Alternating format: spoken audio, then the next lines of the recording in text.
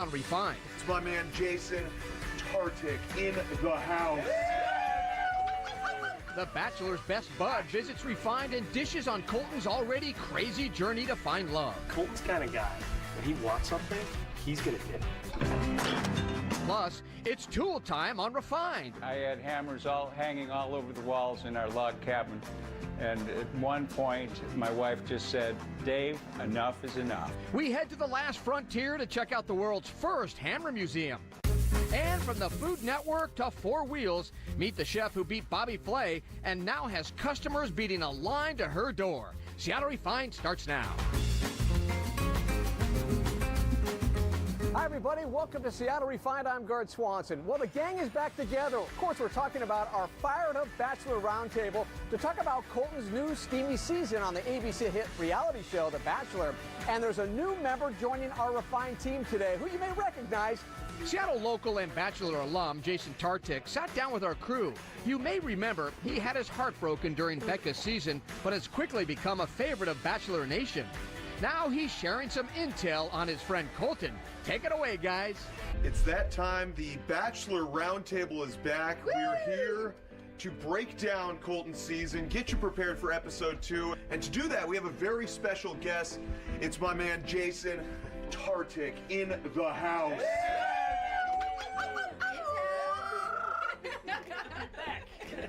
Jason, let's just start with the obvious, man. Grade Colton's performance. Grade your boy's performance on night 1. I'm gonna be generous. I'm gonna give him an A-. Okay, why the A- though? He was stoic, he was composed. I think that he carried himself with a lot of confidence. And what people don't realize is how difficult night 1 is just being a contestant. I can't imagine how difficult it is being him. And I thought he did a great job. He was really composed, and I thought he was genuine, and I thought he was very open. I mean, he kissed a few girls, had deep conversation with a few girls, so I think he did a great job. Well, let's talk about the women then. Out of the gate, the limo one, and I know the sloth girl did not make it very far, but that was the most cringeworthy moment for me of the entire episode. I heard you take things slow. I do, yes. And I was watching it by myself, and I was like so embarrassed. Would have that done anything for you, or? I'm not a big sloth guy. I'm not a sloth guy, but what I will say again, it's always different viewing it, knowing what it's like being there. And think about the courage it takes to jump into a sloth costume, to put a smile and make him laugh, right? Like, it takes a lot. Did it kind of go a little slow? But I would expect that being a sloth. Oh boy, this is gonna take forever. Can I tell you my most cringeworthy moment? Yes. Was the gal who came up and said, "I haven't dated a virgin since I was 12. So, I have not dated a virgin since I was 12, but I'm excited to give it another shot. And poor Colton's face was like, You could tell he was startled. yeah. He was like, okay, what do I say to that? Great. All right, Jason, in the same vein, did you have any standout entrances or anybody who made a great first impression in your mind just watching? Yeah, so I really think, and I know everyone's trending in the same direction I am, and I hate to be part of the masses, but I thought Bree's entrance was actually brilliant. You got a nice accent. Where are you from? The accent is Australian. I'm not really Australian, but you have to do what you can to stand out. It's tough to come up with ideas. The fake accent, I thought it was cute, it was funny, it was nice. Way to stand out. I believe there was someone who came in with a box of butterflies. Oh, yeah. I believe it was Cassie. It's okay, I am too. So many butterflies. No, I literally have butterflies. And I noticed in the actual show, he picked one up and put it in his pocket, and I was like, okay, something's going on there. So I really like Cassie. What I loved about Cassie, I think she was the butterfly girl. Yeah, but her dress, like, I don't know what it was, Well, but I agree. in a room full of ball gowns, she comes out with this beautiful sundress, and I was like, that's a real girl right there. Like, a girl after my own heart. Colton, kissed 3 women on the first night? Did that shock you about him? Yeah. Like just John.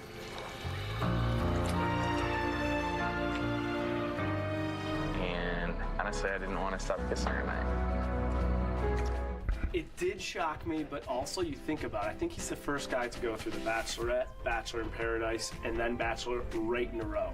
So I think he's gone through like 3 in a row, right? So it's a crash course, and I think he was just with a fresh plate, and he's like, I am just gonna give everything I got here, and I'm gonna just dive in and I'm gonna do it. Didn't seem supernatural, totally love Colton now, but a lot of it was like, It's gonna be worth it. He got in there like mid-sentence with Katie, who I love. I love Katie. She's one of my favorites. But it was literally like a mid-word, and he was just in there with the tongue. And you're like all right, player, I see you. Okay. Good for Colton. Yeah. Obviously, we got to talk about Catherine. Catherine is the girl interrupted, which is what I like to call her. She not only had Chris Harrison watch her dog, and then she proceeds to interrupt, I think, 4 times. Make those really hard decisions. Excuse me. Hi, can I have another few moments with you? Hi again. How are you? I'm amazing. How are you doing? Good. What's it, the 4th time's a charm? Wouldn't you be kind of frustrated on the first night someone keeps coming up 4 times? Colton's kind of guy. When he wants something, he's gonna get it. And he will do it, he will get it. So I think he can respect someone who's gonna take the bull by the horns and talk to him. I just don't understand why one of those girls wasn't like, no, you cannot interrupt me.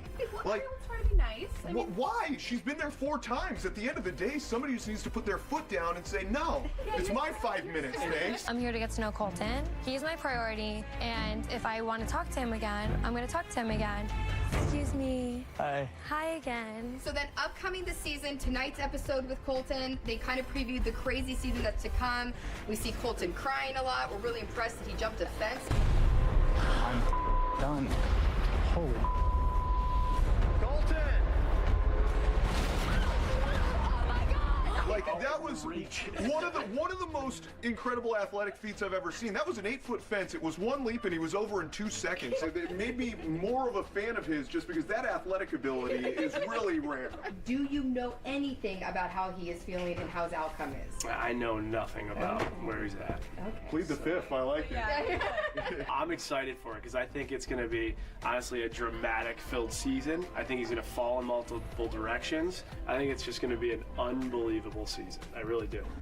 The Bachelor airs tonight at 8 o'clock right here on Como 4. Now, a side note for you, Jason also shared some deets about his Bachelor alum that he recently went on a date with. To check that out, head to SeattleRefined.com. Big news out of Bachelor Nation. Our friend and Bachelor alum Desiree Hartsock Siegfried and her husband Chris welcomed another child into the world over the weekend. Xander Cruz, who was born on Saturday. Desiree and Chris also have a 2-year-old. Congrats to the entire family. Yeah!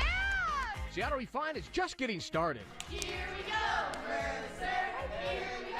Meet the high school cheer squad that seriously sparkles. Plus, At the time, I had told folks in town that I was going to start a hammer museum here, and they thought that I might be a little bit off my rocker. the serious passion and history behind a unique museum in Alaska. We'll be right back.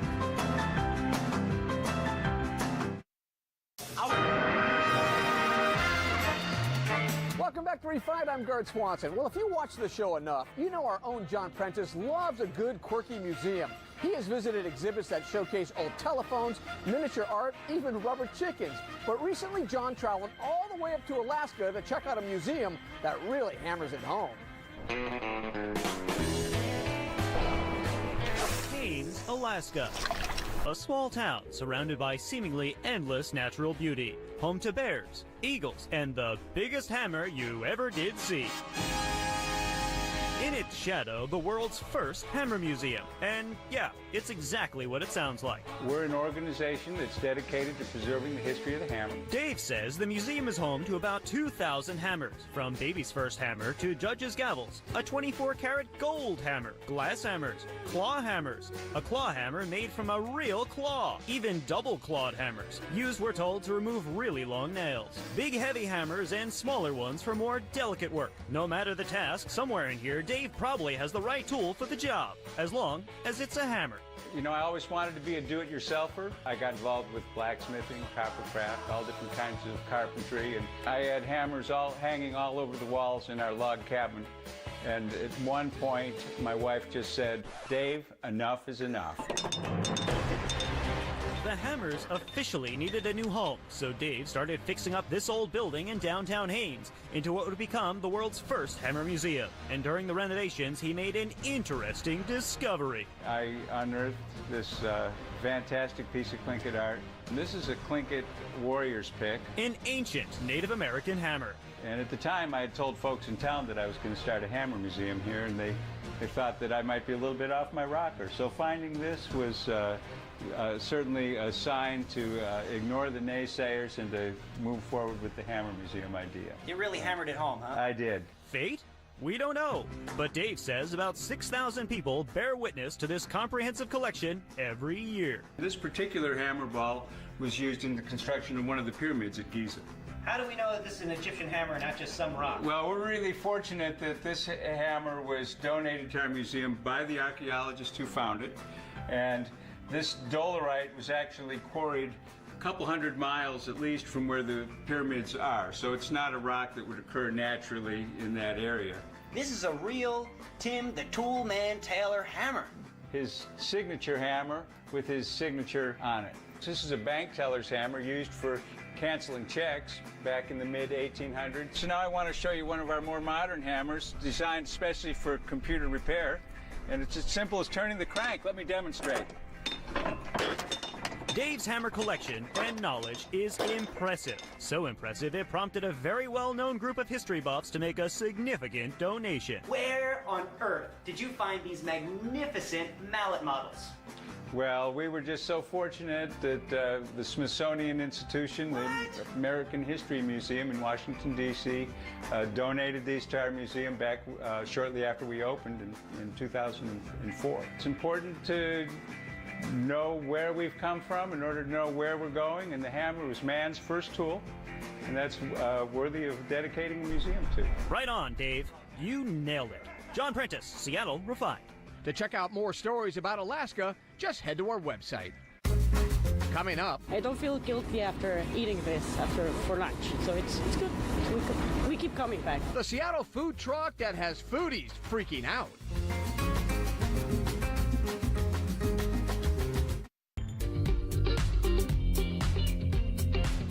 Welcome back to Refined. I'm Gard Swanson. Well, Seattle may be the home of Starbucks, but believe it or not, the Emerald City is not the coffee king. While you may think there's a coffee shop on every corner, a new study claims Seattle actually ranks 4th when it comes to coffee-related businesses per capita. Berkeley, California, San Francisco, and Vancouver, Washington also round out the top 3. Who would have thought, right? To check out the article, head to our website. Whether we're number 1 or not, you cannot deny that Seattle has good coffee. We also love a good food truck, too. Refine's Brandon Bernstead checked out one business that's practically fine dining on wheels. 96. Arthi Sampat has serious culinary pedigree. She was the chef de cuisine at a Michelin-starred restaurant in New York. She dominated multiple Food Network cooking competitions, winning Chopped and besting legendary chef Bobby Flay in a biryani battle on Beat Bobby Flay. Now, she runs a food truck.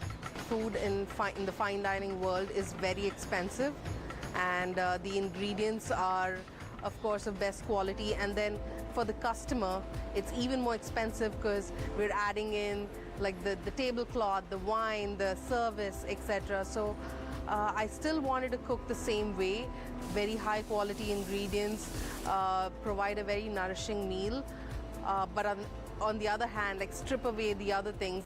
Sampat and her business partner, Shilpi Gupta, are the co-founders of Kukri. Gupta left Amazon to get into the food world. Sampat's world is food, and she knew Seattle was the place she could really make her mark. So when I first came to Seattle and I visited a couple of farmers markets, I just loved it.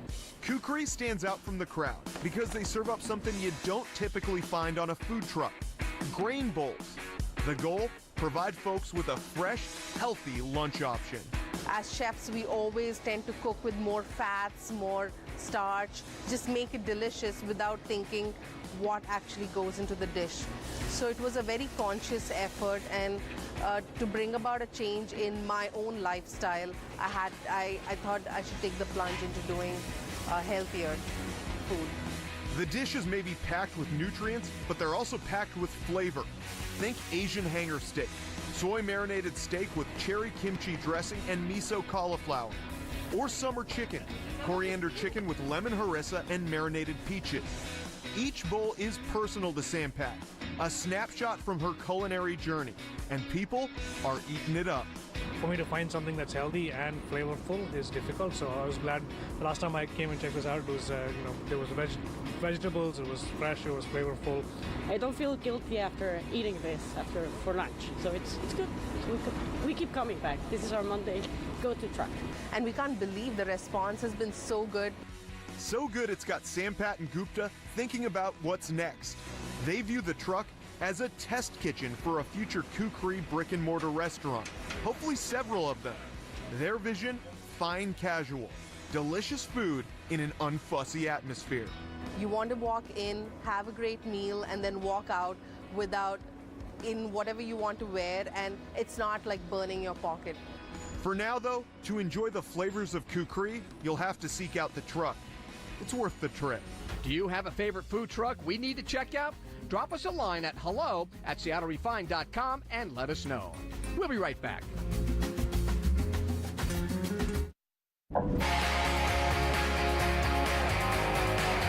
Welcome back to the show. If you're like me, you're a big fan of high school sports, and no game is complete without the cheer squad. Refined's Malia Karlinski found a special group at Mercer Island High School who truly sparkle. It's the day before a big football game.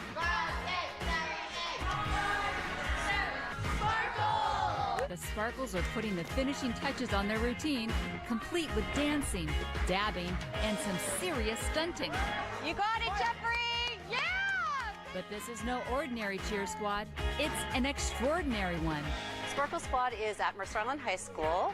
We have students with and without disabilities that work together and cheer at games, parades, assemblies, and all kinds of special events in the community.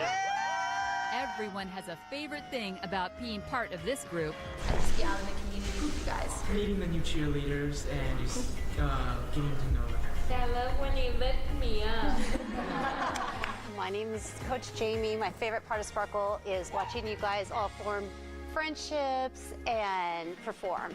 The kids are a range of ages, from middle schoolers like Max. Max is a great kid. He's a lot of fun. To high school students and recent grads who are part of a transition program like Jeffrey. Jeffrey's got a great, funny sense of humor. He likes to scare you and tell jokes. And Mackenzie.